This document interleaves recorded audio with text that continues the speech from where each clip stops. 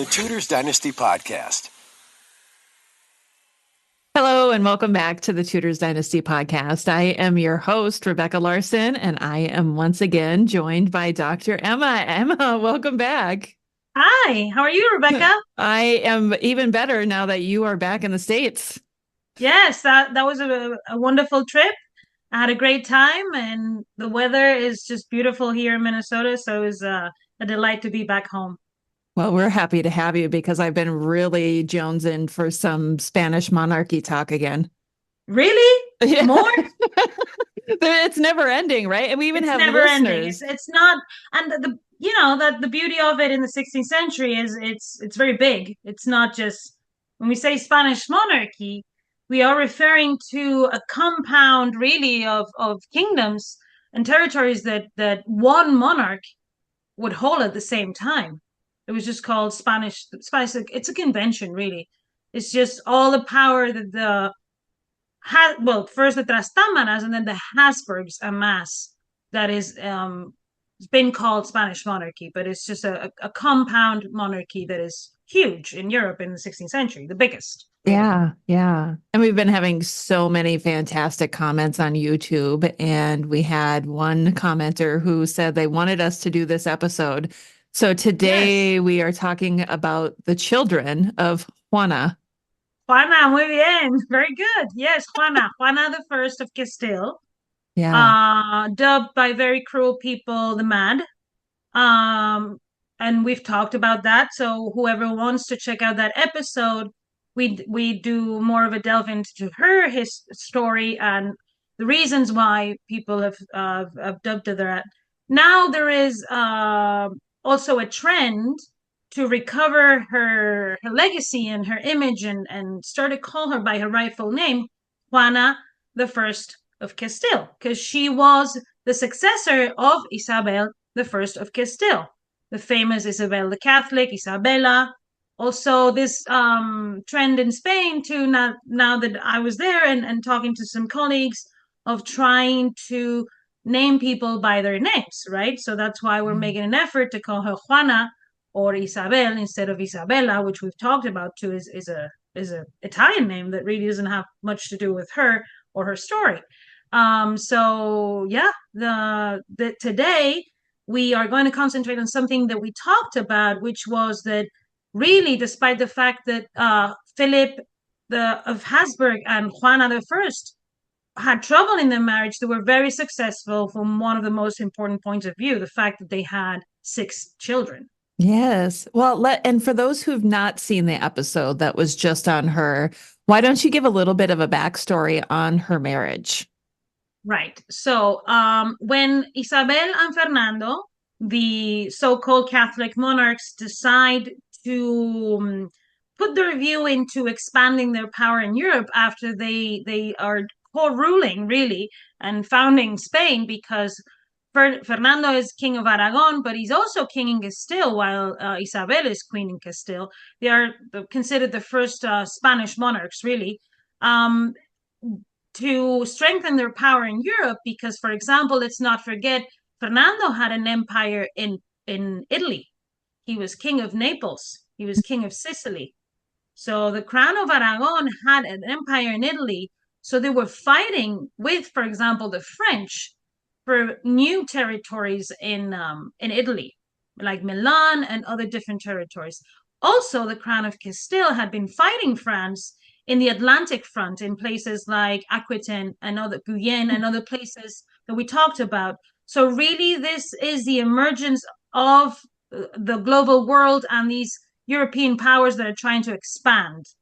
And when Aragon and Castile become one with the marriage of Fernando and Isabel, really they become very powerful. So when they have children, they decide to strengthen that power in Europe by marrying their children to other monarchs that are their allies, mainly allies against France.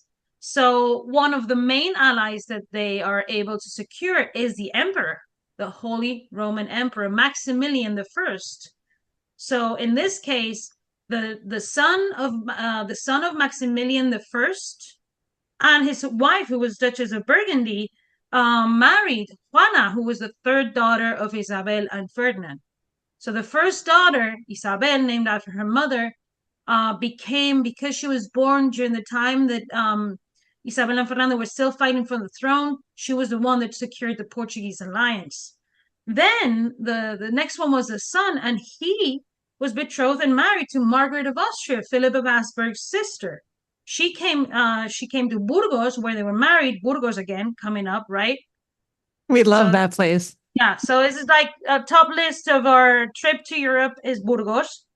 I'm going to write that down to start our itinerary. All these names and I forget about them. So if I need to start looking up things, no, Burgos is always there. They marry in Burgos. He dies shortly after. This is why I think a lot of people don't associate Margaret of Austria so much with the Spanish court, but she stays there because she's pregnant.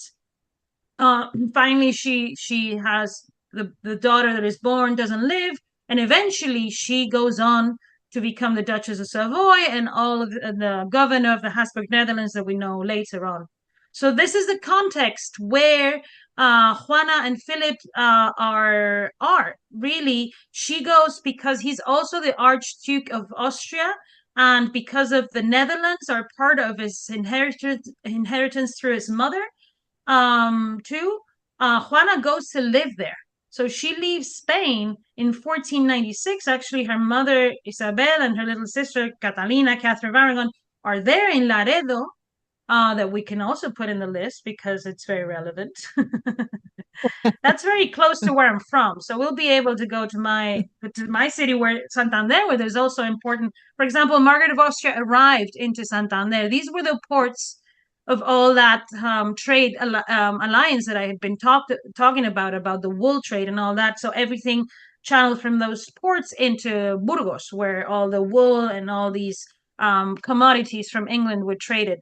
So if you think about it, Juana went to secure that alliance, and she became Archduchess of Austria before she becomes heiress and finally Queen of Castile. She was not really in the cards to become Queen of Castile, but the death of her sister, her brother, really, because he was the one who was a Prince of Asturias, shortly after he marries Margaret of Austria. Some people say from too much use of matrimony. But that was saying at the time because he died shortly after they were married. And then her sister, Isabel, also dies in 1498 after she gives birth to a little baby.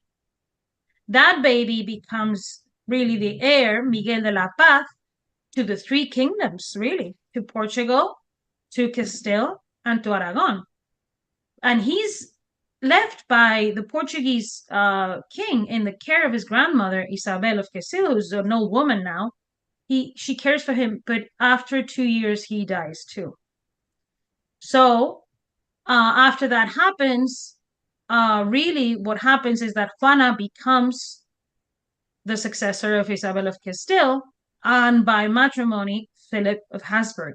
That's how really in the Spanish monarchy, the founders are Isabel and Fernando, who are a Trastámara, but really then it's the House of Habsburg that takes over after the next generation when Isabella dies in 1504, because in Castile women could inherit, so Juana became the queen, the rightful queen.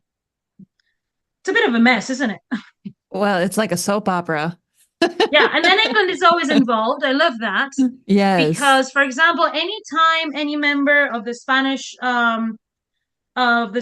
royal family in the 1490s or later on is going to travel to England, there's messages sent to Henry VII to say, please give protection and safe passage. That's why they had established an alliance with the Tudors too, with the marriage of Arthur and Catherine, to protect this passageway, avoiding France, really, because this is the enemy. So they couldn't go inland. They had to go by sea. And when you look at the map, England and the Netherlands are so close that, and especially that voyage was very, very dangerous too. Think about the fact that in 1501, when Catherine tries to go to England for the first time, they have to go back into Laredo again, that same place where her sister left 5 years prior, and then they couldn't leave for another month, mainly because she was very sick. So her apothecary sends for medicine, and basically I think she's just terrified to go back in the sea. And then it's Henry VIII who sends his boats to escort them to England. So this is how dangerous this was. Yeah. So Juana and Felipe come to Spain as already a king and queen of Castile when they almost drown, and they end up in the Tudor court where they meet with Henry VII, and they spend almost a month there. A long time, really. Yeah, it really is a long time while they're there. Yeah. And so refresh my memory, because I know we've talked about this in a previous episode. By the time they came to England and stayed there for that month, had they any children at that time? Oh, yeah. Yeah. Juana was pregnant with her 6th child. Yeah. On that voyage, she was pregnant. Yep. I mean, any woman in the 16th century, any queen in the 16th century, from the moment she was married, if she was fertile in that sense, she would be pregnant most of the time. And she still traveled. And she was married in 1496, and by 1606 she had 6 children. Wow. In the case of Juana, she was very lucky, unlike her sisters, and her other sister Maria too, unlike Catherine, all her children survived. That's extraordinary if you think about that for a royal couple in the 16th century or prior to that, really. Yeah, yeah. Okay, so let's talk about these children. Let's start with the eldest. Mm-hmm. So the eldest was Eleanor of Austria. Now we have to think these are the children of the House of Austria, the Habsburgs. But because Juana is a ruling queen later on, they are infantas, and Charles becomes Prince of Asturias too. So they are of Austria and Spain and Castile. They're both. Juana is also Queen of Aragon when her father did. So these children are they become emperors and queens because they are basically the embodiment of 2 super powers joining together, right? Yeah. Like Isabel and Fernando, really. So Eleanor was born shortly after the wedding, a couple years, 1498. Eleanor the eldest. So again, a daughter first, like Isabel. So it seems like in these women, they always have a daughter first. And Catherine of Aragon had a daughter first, right? Mm-hmm. Something must be that sometimes you meet families where there's a lot of girls and you're like, something's going up here. So some genetic predisposition to having girls or something. I mean, let's be fair, though. Catherine did have Henry, Duke of Cornwall, first. She did. But the first miscarriage she had was a girl. Oh, I don't think I remember that. Thank you for pointing that out. Yeah. So in 1510, she tells her dad. Yeah. So girl, boy. I think then there was 2 boys with Catherine too. And Juana had 2 boys and 4 girls. Huh. And Isabel, their mother, had 1 boy and 4 girls. So yes, boys, but tons of girls. Yeah. And this is the strength about this is the Spanish monarchy is flexible enough because the women have those rights in Castile to give these women power, really, and influence. So that's why the Spanish monarchy really becomes that powerful, because it's in different places. So the monarch can't be in everywhere. Charles V is they say the monarch that traveled the most in the 16th century, but he couldn't be in all of his kingdoms. So he had his sisters to govern for him. And they were all very loyal. They were very tight-knit. Well, they were, cousins, and they were very related, right? Right. Extremely related. That's my uncle / cousin. Yes, who I married when I was 15 and he was 45. Yeah, kind of like that.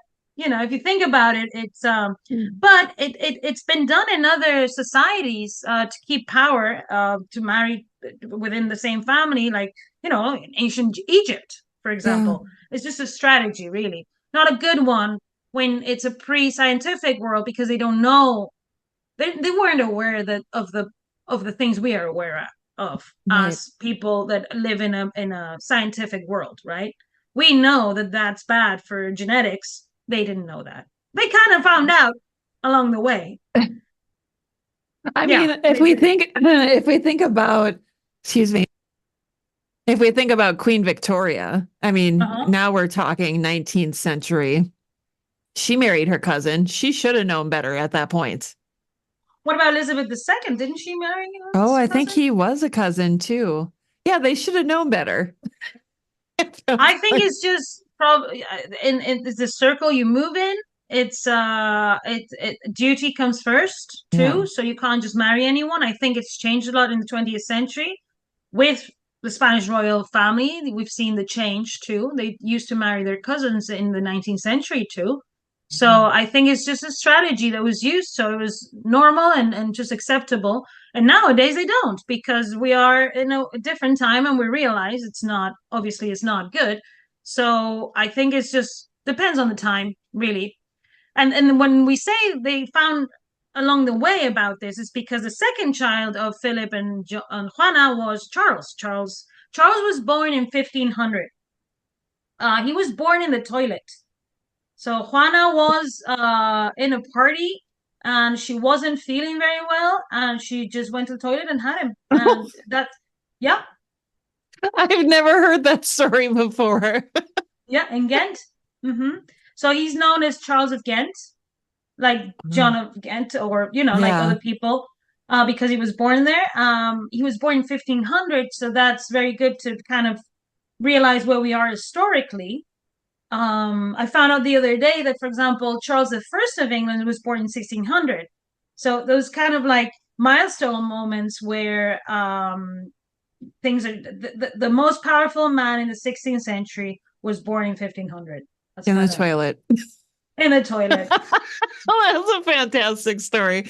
I'm sorry. You didn't know that? I didn't know that. I've never heard that before. I thought you would like that. Yeah, that's why I brought it up. It makes him You far can't more leave interesting. that part of the story out. Wow. And of course, my mind immediately goes, who were the other rulers? So in England, it would have been Henry VII. And in Scotland, I believe it would have been James IV. So that just gives you a little perspective there when he was born. James IV had some time left. Before Catherine came along. Before Catherine, yep. So Henry VII had been in the throne for 15 years. He was he was getting ready for the marriage. So, for example, London was like for getting ready for the Olympics in 1500. There's letters between Catherine and her sister Juana, so they were in contact. So in 1500, Catherine was getting ready to go to England, preparing this humongous diary and collection, really, of stuff that things that she just grew accustomed to having. And then she wanted to take, I had a very, very interesting conversation about Catherine's paintings in Spain that I might be able to share some of the new findings on that, because it's really, really something really cool. So yes, we are at a time that there's a lot of established, but then he's born in 1500 and he's a boy. So they're super happy because he's the heir and he lives on. He dies in 1555, just 1556, I think. I was confused his mother and his death. I can't believe I have a master's in Spanish monarchy and I don't know. I know when he was born. He was born in the toilet in 1500. I pulled up Wikipedia, which I don't like to go off of, but it says he died in 1558. 1558. Does that sound right? He retired in 1556. There we go. Because Charles lost it a little bit at the end of his life. And he was said tired, melancholic, and things like that. Basically, he was tired of fighting what happened during his time in his dominions, which was the Reformation, really. He was a strict Catholic. He was, so he had just seen in the empire, because he was Holy Roman Emperor, just the Reformation had taken, just was one of the things that he felt that had been a failure. So that's why, for example, he doesn't give that inheritance to his son, Philip II of Spain, who is not Holy Roman Emperor. His brother, who is not the third son, not the third one in the marriage of Juana and Philip, he's the fourth. Ferdinand. He was Holy Roman Emperor after his brother Charles V just said, I need to abdicate. I'm going to Yuste, which is a monastery. I'm just going to retire and just spend whatever I have left in prayer and just in solitude. And that's how Philip II inherits the throne when he's King of England, married to Mary Tudor. This is how connected the Tudors are to the Spanish monarchy. I love these connections. I love that you're opening our eyes to these connections because I think it's so easy to forget how intertwined they were. Well, listen to this. So they had Eleanor, Charles, then they had Isabel, who became Queen of Denmark, and then her descendants come back in the form of Anne of Denmark, who marries James the Sixth and the First. So this is how connected all of this is. And then when Fernando is born, Juana is in Castile, so he's born in Alcalá de Henares, the same place that Catherine of Aragon had been born. But he becomes eventually Holy Roman Emperor. Yeah. This is how these daughters and sons of Juana and Philip become just, these powerhouse names in Europe, really. Do you know why he didn't choose Philip as his successor as Holy Roman Emperor?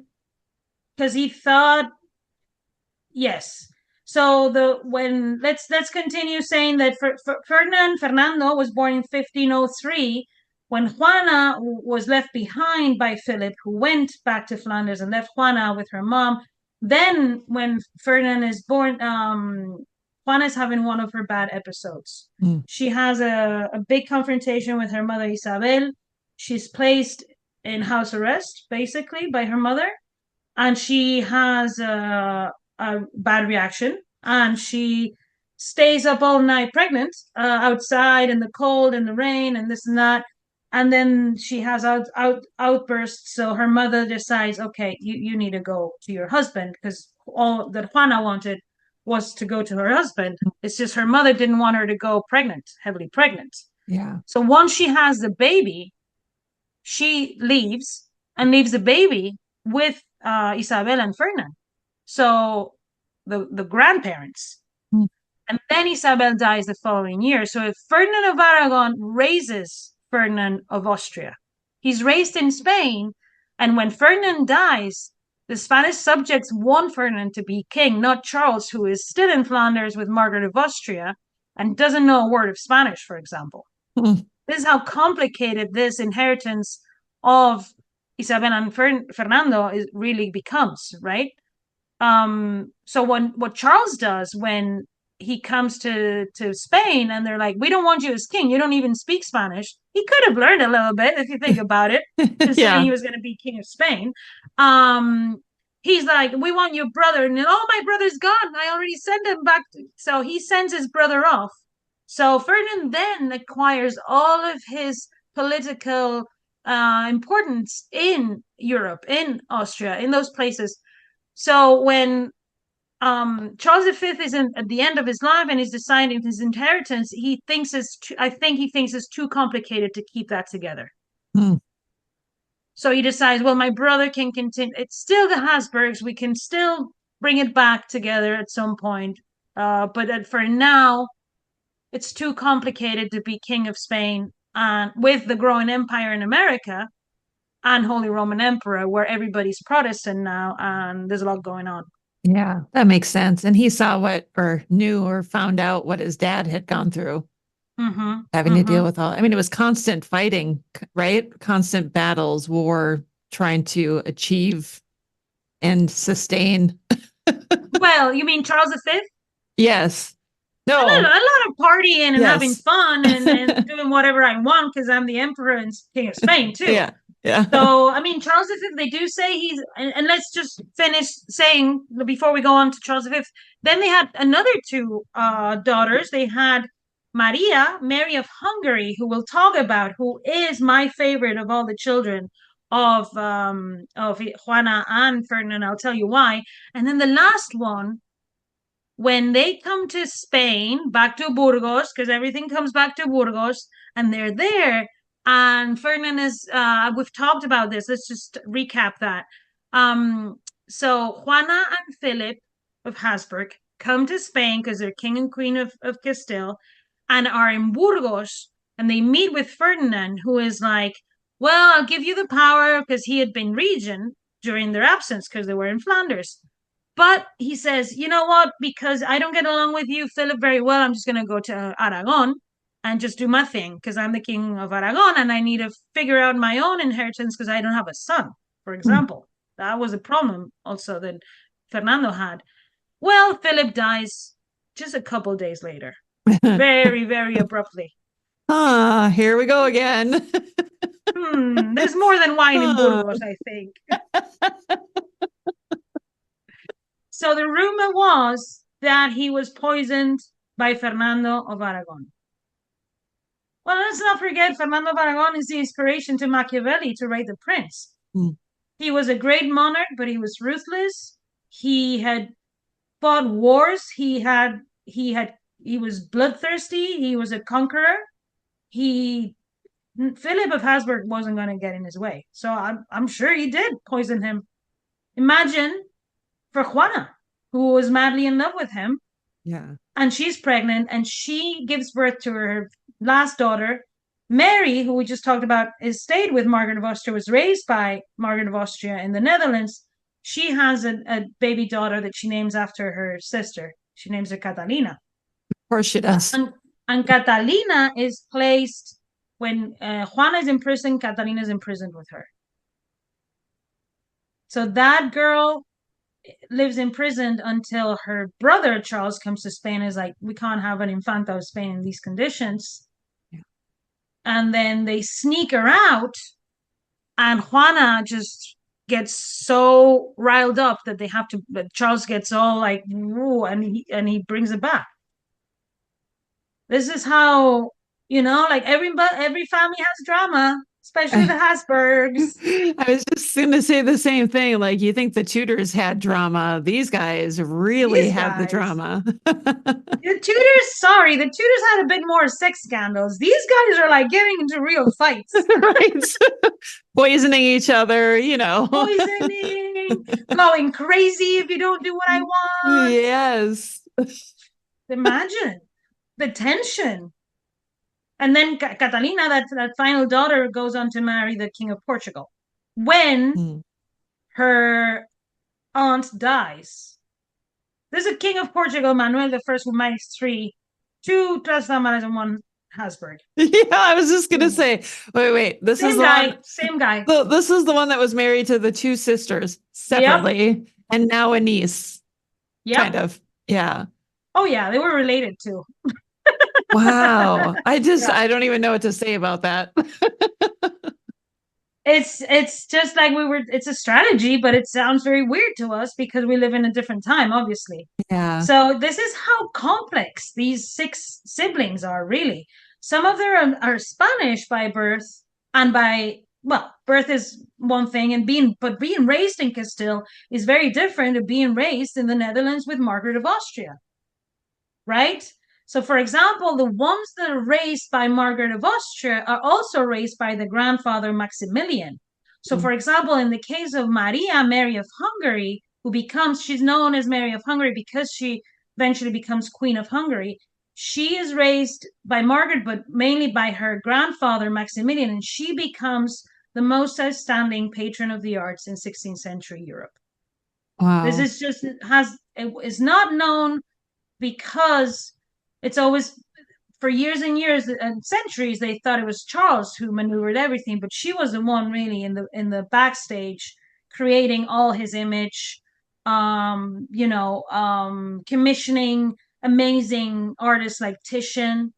She deals with Holbein when for example, Henry VIII sends Holbein to paint her niece, because then she takes the role of Margaret of Austria. When Margaret of Austria dies, she becomes the next, let's say it, Margaret of Austria. She becomes the governor of the Habsburg Netherlands, where is one of the focal points of Renaissance production. So she is at the center of an artistic revolution. For example, she inherits a portrait gallery from Margaret of Austria, but she takes it to the next level with an artist who's just Titian, who is he's creating a revolution in portraiture that will go on for another 150 years. That's how much Titian changed everything, for example. And she's the one that had the most paintings by Titian. She commissions 4 ginormous paintings of nude men, because we think of these women of the Spanish monarchy as prudes. Well, depends when. If it's to decorate my palace, I want big nude men here.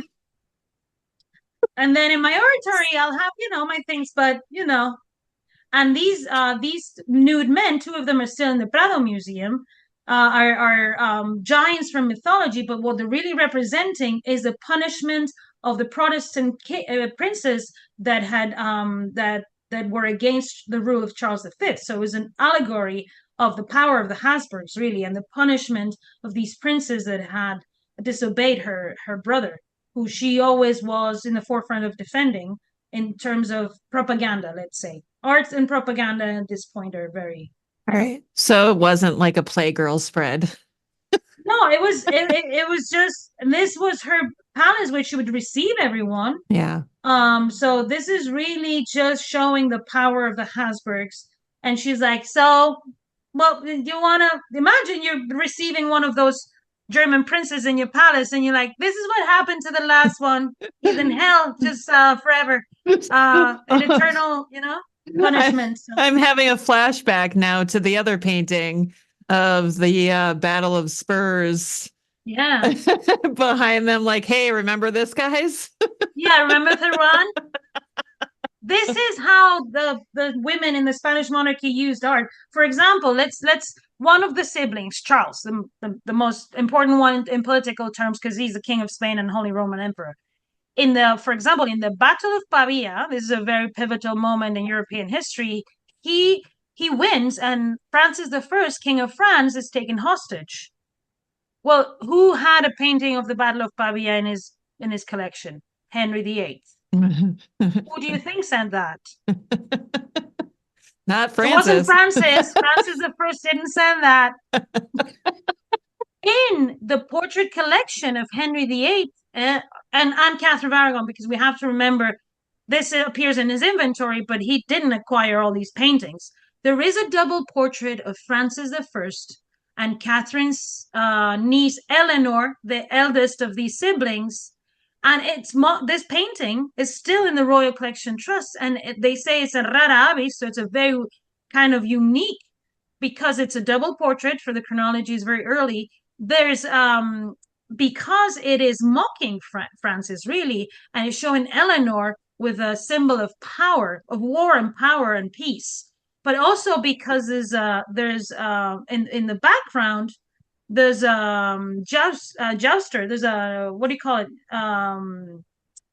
Triboulet, who was the guy who, what do you call these guys in the court? They're always jumping about. And a jester? Yes, a jester. Sorry, forgot that word momentarily. So a jester is in the background pointing to the king. So this is basically a painting to mock Francis I that I'm sure was shown next to the painting of the Battle of Pavia, that is still also in the Royal Collection Trust and is attributed to a German school. So this is all these paintings. You also have in this same portrait and this same painting collection of Henry VIII, a painting of the sack of Rome that happened when the troops of Charles V were very bad and went into Rome and did bad things. So this is a battle, really, sending all these pictures to Henry VIII is a battle really between Charles Mary of Hungary and Francis I to win over Henry VIII. And was Think this at about the it. same time during the Great Matter? Yes, Yes. around. So Pavia is in 1525. Okay. So 1525, Charles V is still betrothed to Mary Tudor, Princess Mary. A year later, he breaks that commitment and he marries Isabella of Portugal, right? Right. Yeah. And then that's when the whole Great Matter really breaks out. And that's when Henry VIII decides that his marriage has never been valid Right. because he's sick of the Habsburgs. He can't take it anymore. Enough with you guys. I'm moving on. Oh, I think, Charles V was twice in England, so they met each other. They also met again after the Philip Cloth of Gold, and they went to Gravelines, and they were there together. He was in Calais with Henry and Catherine. Charles called Henry his uncle, and obviously his Catherine his aunt. But he was like Ferdinand. He really, who he dealt with was Catherine, and he couldn't care less about Henry's feelings. And we know what happens to people that don't take into consideration that Yeah. Henry, has a little soft ego that can't be bruised too much because he loses it. Well, let's be fair. When he decided he wanted to separate from Catherine of Aragon, he was losing a lot of power. He was losing power. Yes, exactly. That's why, to try to cheer him up, Sir Henry Guilford, aka Fun Guy, and Catherine have that picture of their lawn painted by Holbein. Yeah. So basically, they recruit Holbein to cheer up Henry, paint this, and then Henry's like, "Oh, look what I did!" But he's not there anymore. He's not in 1513 anymore, Right. right? He's in 1527, and then what becomes of Henry VIII internationally? Come on, let's be honest. Yeah. He becomes more of a laughing stock, I think, than anything. Of course he does. Yeah. Of course. Well, I think he loses respect of a lot of the Catholic world, obviously. I think, obvious reasons. Think Well, about it. yeah. And look at his sisters, the ones that he married off internationally. Mm-hmm. His sister Margaret, her husband is killed. Mm-hmm. She marries some random guy, flees Right. back to England. His other sister marries the old French king. He dies. She marries one of his best friends, comes back. Without telling Henry. Yeah, so he's lost all of his connections that should have Right. brought his family strength.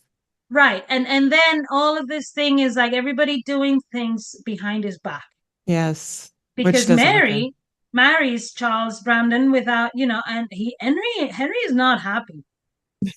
Henry's not happy about that. I think he's just realizing that even though he's the king, he doesn't have the respect of a lot of people, not as much, for example, Right. as Catherine of Aragon does.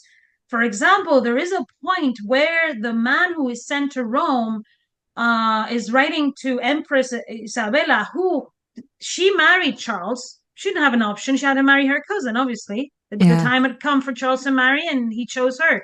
But she defends Catherine, and she is the one because she's left as governor in Spain.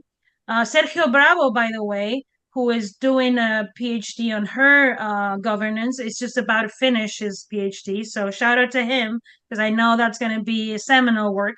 So Sergio, good job. I can't wait to read it.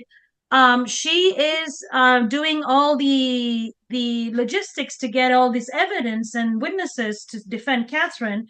And she sends a guy to Rome, and this guy is saying in Rome, the letters of Catherine of Aragon are considered relics because they think she's going to become a saint.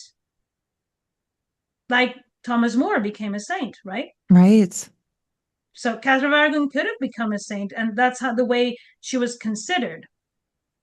I mean, you have to think that the news, for example, of when Thomas More was beheaded, but also when all the Catholic priests were quartered, drowned, quartered. Like, imagine all these news hitting Rome or hitting the rest of Italy or hitting Spain. Right. I mean, Henry VIII was judged in absentia in Zaragoza for what he was doing to Catherine, too. I mean, the Catholic world confronted Henry about this. It's just you are in an island there. You have a strength position of try to come, see what happens, right? Yeah. But yeah, he was discredited internationally when he did that, really. And then what he tried to do with Anne Boleyn was to establish a French alliance, but Francis I couldn't care less about Henry either, because he was even a bigger tool than than Henry VIII. I mean, Francis I, as much as I hate to say, was a lot more powerful than Henry VIII was, He was and smarter. he was able to bring Leonardo da Vinci to France. So but he didn't really care too much about Henry VIII. He cared about Charles V. That's who Right. he cared.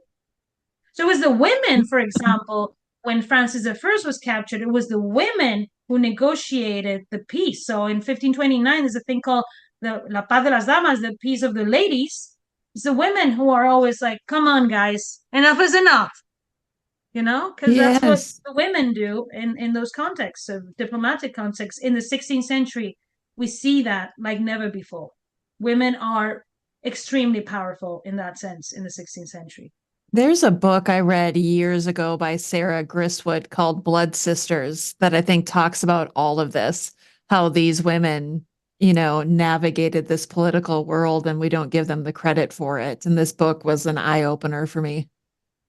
There's a lot of work being done now, but I think there's still more dissemination that needs to be done with this, because when you talk to people about the Renaissance, you still get a lot of the male names. Yeah, you'll hear an Isabella of Castile here and there. You'll hear, but Mary of Hungary is not someone who comes up that much.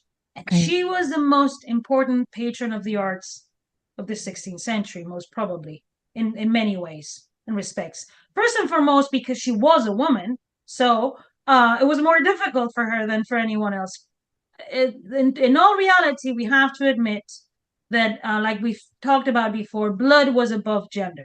So these women are not just anyone. They are the descendants of Isabel of Castile, too. And on their father's side, of Mary of Burgundy, of strong women, because in Burgundy, too, they had been strong women and a strong presence of women. And if you think about it, when Margaret of Austria is governor of the Habsburg Netherlands, for example, there is quite a few women artists that are included in the books by Giorgio Vasari, for example, who talks about the lives of the famous painters and artists. And he mentions specifically the Netherlands as a place where women are doing outstanding work. And he mentions Susanna Horenboot and he mentions Levina Turnlick. So it's also that the woman is in charge changes a lot of the things too. Mhm. So women in the 16th century need a lot more credit for what they were doing. They definitely do. And I'm glad you're talking about them. Yes, yes. So imagine Juana, and so to go back to our main topic, which was Juana and Philip's children, Eleanor became first Queen of Portugal, like we said, but then Queen of France. She was hated by Francis I. She was mistreated enormously by him, but she would still present herself in full Spanish attire, because that was a way to slap him in the face, right? Yeah. I'm wearing your enemy's clothes because you brought me here to be your queen, but I am cooler than you, really, if you think about it. Then Charles, like we say, becomes the most powerful man on earth, but at the same time, his inheritance is destroyed because it's too much, really. No one can have so much power. I think that's the lesson about him. Elizabeth goes on to marry the King of Denmark, and then that creates a connection between England, Scotland, and Denmark. So they're involved in all of that. Later on with Christian IV, who is her descendant, who is the father of Anna of Denmark, who becomes Queen of England. So this is how far reach these siblings are. Then we have Fernando, born in Spain, but became Holy Roman Emperor.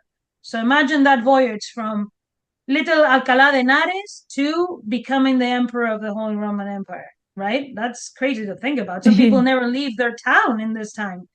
And then Maria, we've talked about, really the brain behind everything and the successor of Margaret of Austria, right? And then little Catalina, who we said was imprisoned with her mother and then later on became Queen of Portugal. don't feel that sorry for her. She does have a good life after, and she becomes amazing. Because she's queen in Portugal, and we have to think that Portugal has an empire too at this time. These Portuguese queens are incredibly important for the dissemination of all the stuff that's coming from exotic places.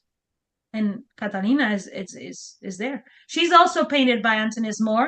If you want to visit her, when you visit the Prado Museum in room 56, a lot of the paintings are of these people because they're by Antonis More, who was a court painter at this time. So he's sent to the court of Lisbon to paint Catalina, Catherine of Austria. Then he's sent to England to paint Mary Tudor. And then he's painted Philip, and he's painted Charles, and he's painted all these people. So when you go to the Prado Museum this summer, I'm sure you will, be careful because the lines and the queues are incredibly long. I would recommend to buy your ticket beforehand.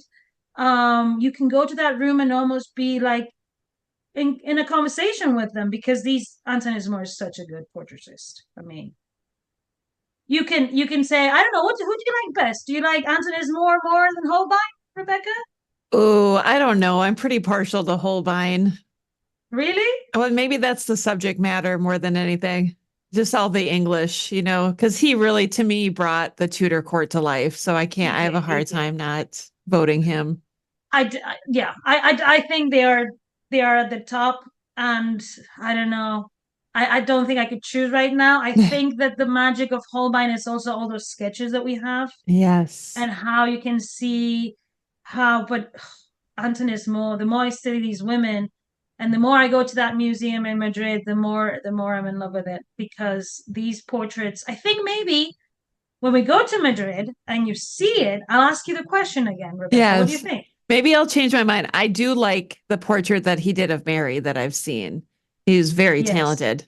So maybe it would be different. Anyone who is interested in that portrait, the Museo del Prado on their website, they have a very cool video of its restoration, because that portrait, listen to this is the cool anecdote. That portrait was taken by Charles V to use there.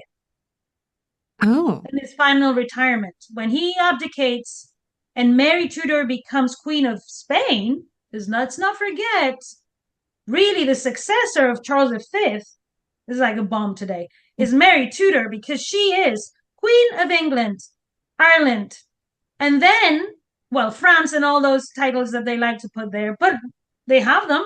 And then she's Archduchess of Austria. Mm. And then she becomes Queen of the Spanish monarchy. If she would have lived, she would have been the most powerful woman on earth for a long time. And if they would have had a child, I don't even want to think about it. Imagine they named him Henry IX. Oh my goodness! No, his name would not have been Henry. I don't think it would have been Henry. Well, what would you think they would have named him? They probably would have had a girl. That's true, and they would have named her Catherine. Catherine the Great. No, that's a different one. No, right? That's a different one. Okay. Then Catherine the Great would have been Catherine the Second Greatest. Yeah, right. Oh, Emma, I love it when you come on the show. So it's time for your takeaway. What is the takeaway for today? Oh, I don't know. I don't know if we kept a lot on track in this episode. I kind of like it though when we go off track. I think my takeaway is I didn't talk too much about Catherine of Aragon, I think, today. Did I? No, I was rather impressed. You really controlled yourself today. Maybe we could, I don't know. Let me think about something really cool between them. With Catherine of Aragon. Well, the fact I did mention her a couple of times, obviously, but she always was in contact with her nephews and nieces too. She loved them like her own. I think the coolest takeaway is that arrival of Charles V. And I've mentioned this again, but we have to picture this in our brains, right? Yeah. And him saying hi to everyone, even Henry, and then climbing those stairs and bowing down to his aunt. I'm going to repeat this until people realize what this means. When an emperor of the Holy Roman Empire had been in England, and when he does arrive, he says hi to the King of England. Yeah, sure. And then he goes and kneels in front of who's in charge here. Right. Who's in charge? Right. Yeah. And he's the Holy Roman Emperor who shouldn't really have the King of Spain. Right. Who shouldn't really bow to anybody, right? Right. Other than And maybe he the takes Pope. off his hat. It's the sign of utmost respect because she's doing this amazing work. Of all the daughters of, this is my takeaway, of all the daughters of Isabel of Castile, really Catherine of Aragon is the one that is her continuator. And Charles V knew this. It was like looking at his grandmother, really. That's why I think he was so impressed too. And then Catherine knew how to, look impressive. She was tiny, but she was mighty. I love that. So see, I did talk about Catherine Aragon. That's good. You had to get her in there at the end a little bit more. It was kind of Catherine light. So yes, the aunt's always watching from London, right? that's right. If you need something, come to London. We'll figure it out together. And Charles did need her, so he did. Do you think he would have gone there if she didn't have power? No. Of course, he went twice. Yeah. So that's my takeaway. More let power to Catherine Aragon. Go, Catherine. Team Catherine all the way. Catherine. Team Catalina. Always. Dr. Emma, thanks again for coming on today. Thank you, Rebecca. Have a great day, guys. The Tudors Dynasty Podcast.